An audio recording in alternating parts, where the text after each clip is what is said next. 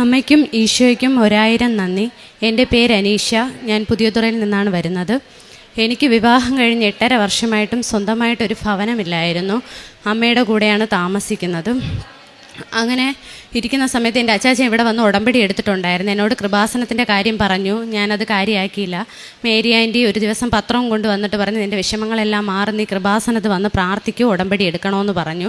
അങ്ങനെ ഞാൻ ഇവിടെ വന്ന് ഉടമ്പടി എടുത്തു. എനിക്ക് ഭവനം 8.5 വർഷമായിട്ടില്ലായിരുന്നു. ഞാനിവിടെ വന്ന് അമ്മയുടെ മുൻപിൽ കരഞ്ഞ് പ്രാർത്ഥിച്ചു. എനിക്ക് സ്വന്തമായിട്ടൊരു ഭവനം വേണം എന്ന് പറഞ്ഞു.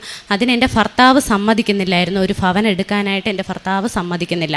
അങ്ങനെ എത്ര പറഞ്ഞിട്ട് സമ്മതിക്കുന്നില്ല. അങ്ങനെ ഇവിടെ വന്ന് ഞാൻ കരഞ്ഞ് പ്രാർത്ഥിച്ചു. 84-ാമത്തെ ദിവസം എൻ്റെ ചേട്ടൻ വിളിച്ച് പറഞ്ഞു, ഇങ്ങനെ ഒരു വീട് വിൽക്കാൻ പോകുന്നു, നമുക്ക് ആ വീട് വാങ്ങാം. അങ്ങനെ ഞങ്ങൾ ആ വീട് വാങ്ങുകയും അവിടെ താമസിക്കുകയും ചെയ്തു. രണ്ടാമതായിട്ട് എൻ്റെ ഇക്വാലൻസി തുല്യത എക്സാം എൻ്റെ 3ാമത്തെ മോളെ പ്രസവിച്ച് കിടക്കുന്ന സമയത്തായിരുന്നു. എനിക്കപ്പം അവളെ പ്രസവിച്ചിട്ട് 4 മാസമായി. അപ്പോൾ എനിക്ക് പഠിക്കാനൊന്നും കറക്റ്റായിട്ട് പറ്റിയില്ല. ഞാൻ അമ്മയെടുത്ത് പ്രാർത്ഥിച്ചു, അമ്മ എന്നെ സഹായിക്കണം, ഞാൻ പഠിക്കുന്നതായിരിക്കണം നാളെ എനിക്ക് വരുന്നത്. അങ്ങനെ പ്രാർത്ഥിച്ചുകൊണ്ട് ഞാൻ വെഞ്ചരിച്ച കാശ് രൂപം കൊണ്ടുപോയാണ് ഹാളിൽ പോയത്. പരീക്ഷ എഴുതി നല്ല മാർക്കോടുകൂടി പാസ്സാവുകയും ചെയ്തു. അടുത്തതായിട്ട് എൻ്റെ ഭവനത്തിൽ ഭവനത്തിൻ്റെ സൈഡിൽ ഇഴജന്തുക്കളുടെ ശല്യം ഉണ്ടായിരുന്നു. ബാത്റൂമിൽ 2 പാമ്പ് വന്നിട്ടുണ്ടായിരുന്നു. എന്നിട്ട് ഞാനിവിടെ കൃപാസനത്തിൽ വന്നു പ്രാർത്ഥിച്ചു. ഉടമ്പടി പുതുക്കി വെഞ്ചരിച്ച ഉപ്പ് വീട്ടിൽ കൊണ്ടുപോയി വീടിനും പരിസരത്തും എല്ലാം തളിച്ചു. അതിനുശേഷം ഇപ്പോൾ 1.5 വർഷമായി കണ്ണിൽ പോലും കണ്ടിട്ടില്ല. അങ്ങനെ ഇഴജന്തുക്കൾ വന്നിട്ടുമില്ല വീട്ടിൽ. ആത്മീയമായിട്ട് ഒരുപാട് വളരാനായിട്ട് എനിക്ക് സാധിച്ചു. മുൻപൊക്കെ പള്ളിയിലൊക്കെ പോകുന്നതൊക്കെ കുറവായിരുന്നു. ഈ കൃപാസനത്ത് വന്ന് ഉടമ്പടി എടുത്തതിന് ശേഷം എനിക്ക് പറ്റുന്ന ഇതിലെല്ലാം കുർബാനയ്ക്ക് മുടങ്ങാതെ പോകാൻ സാധിക്കുന്നു.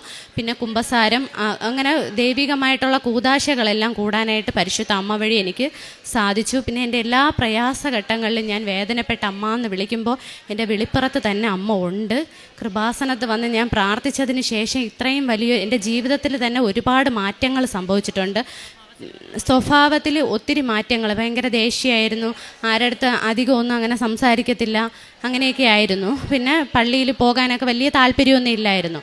ഇവിടെ വന്നതിന് ശേഷം ബൈബിൾ വായിച്ചതിന് ശേഷം ഒരു ഭയങ്കര ഒരു ശക്തിയാണ് എനിക്ക് കിട്ടിയത്.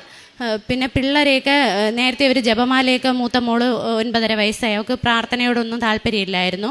പിന്നെ ഇവിടെ വന്ന് ഞാൻ പ്രാർത്ഥിച്ചതിന് ശേഷം ഇപ്പം 3 മക്കളെ ഇരുത്തിയാണ് കൊന്ത ചൊല്ലുന്നതും.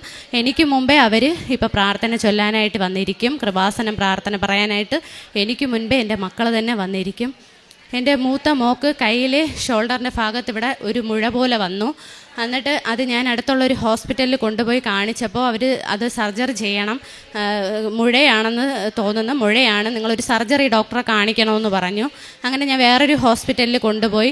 അവിടെയും അവർ കാഷ്വാലിറ്റിയിൽ കാണിച്ചപ്പോൾ ഡോക്ടർ നോക്കിയിട്ട് പറഞ്ഞു, ഇത് സർജറി ഡോക്ടറെ കാണിക്കണം, കല്ലിപ്പ് പോലെ തോന്നുകയാണ്, എന്തോ സിസ്റ്റാണെന്ന് തോന്നുന്നു, നിങ്ങളൊരു സർജറി ഡോക്ടറെ കാണിക്കണമെന്ന് പറഞ്ഞു.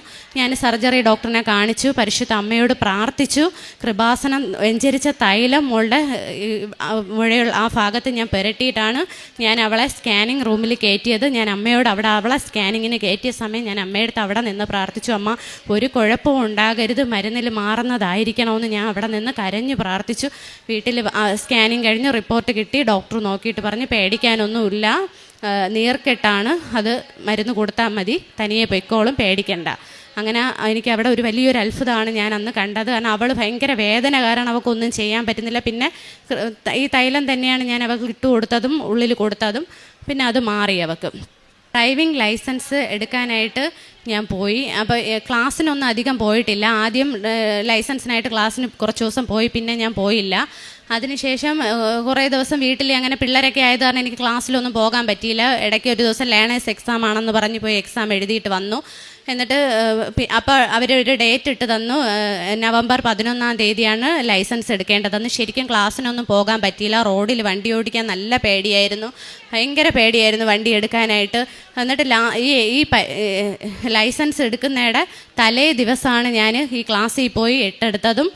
2 ദിവസം മുൻപേ ഒരു പ്രാവശ്യം പോയി 8 എടുത്തിട്ട് വന്നു. എന്നിട്ട് പിന്നെ വീണ്ടും ഒരു പ്രാവശ്യം കൂടെ പോയി. റോഡ് എടുത്തത് വെറും 1 പ്രാവശ്യമാണ്. ഒട്ടും പ്രാക്ടീസ് ഇല്ലാതെയാണ് ഞാൻ പോയത്.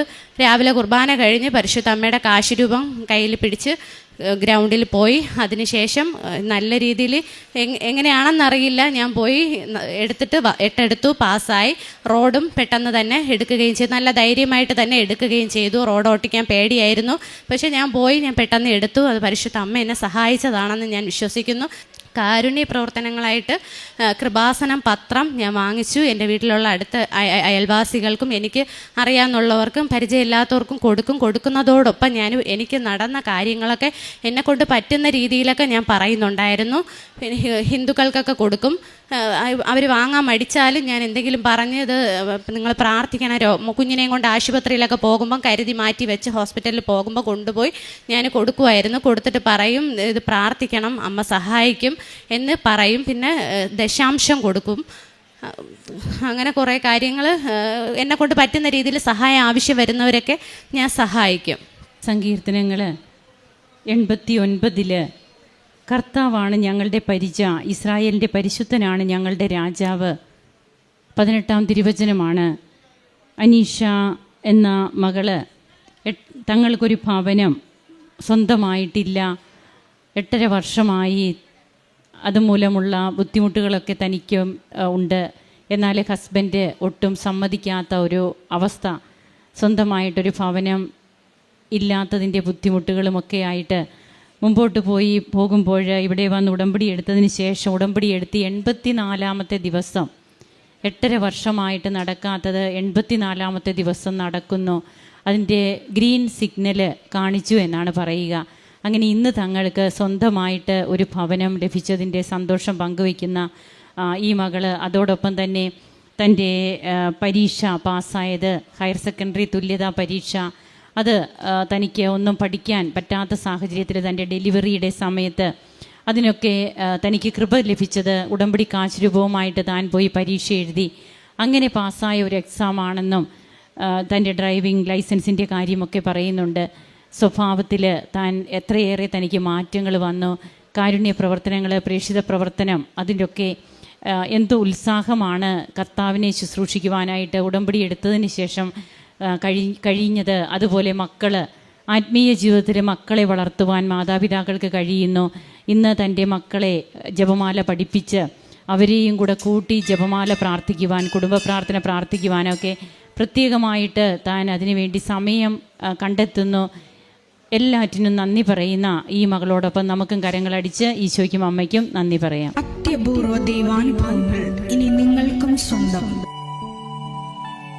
ഈ യൂട്യൂബ് ചാനൽ ഇതുവരെ സബ്സ്ക്രൈബ് ചെയ്തിട്ടില്ലെങ്കിൽ ഇപ്പോൾ തന്നെ സബ്സ്ക്രൈബ് ചെയ്യുക. ഈ വീഡിയോ ഇപ്പോൾ തന്നെ നിങ്ങളുടെ സുഹൃത്തുക്കൾക്ക് ഷെയർ ചെയ്തുകൊണ്ട് കർത്താവിന്റെ പ്രേക്ഷിതരാകുക.